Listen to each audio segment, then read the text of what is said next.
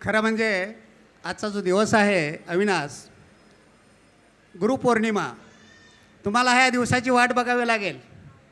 गुरुपौर्णिमा हा दिवस येण्यासाठी तुम्हाला नक्कीच बरेच वर्ष वाट बघावी लागेल. हा एक दुग्ध सरकार योग आहे, पांडुरंग आमलेंनी सांगितलंच आहे.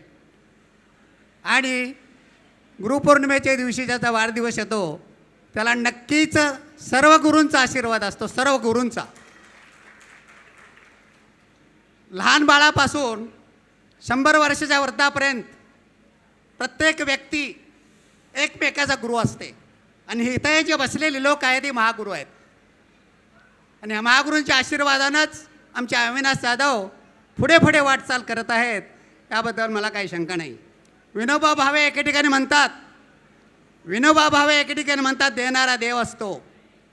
विनोबा भावाने जे भूज्ञान यज्ञ जो राबवला, एका बाजूला घेतलं आणि दुसऱ्या बाजूला दिलं. आज अविनाश जाधवला काय कमी आहे? त्यांचा स्वतःचा बिझनेस आहे, सर्व काही आहे. त्यांना ऐषारामामध्ये आपलं जीवन जगता आलं असतं, परंतु आपल्या समाजाचं ऋण फेडण्यासाठी काहीतरी भगवान श्रीकृष्णाने भगवद्गीतेमध्ये म्हटलेलं आहे. हे एक निमित्त आहे, वाढदिवसाचं निमित्त आहे समाजकार्य करण्यासाठी. या अविनाश जाधवला सांडपाड्याच्या नागरिकांच्या आरोग्याची काळजी आहे.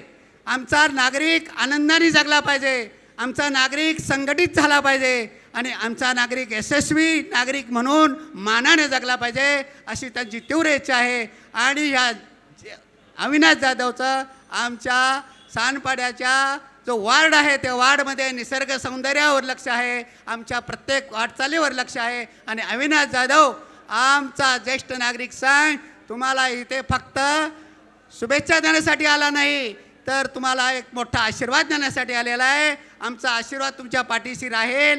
त्याचबरोबर आमची हरेली लोककल्याण सेवा समिती, ज्येष्ठ नागरिक मानव कल्याण सेवा तर्फे तुम्हाला मी शुभेच्छा देतो, दुर्गाश देतो. तुम्ही असेच कार्यरत राहा, आम्ही तुमच्या पाठीशी राहू. धन्यवाद. जय महाराष्ट्र, जय हिंद.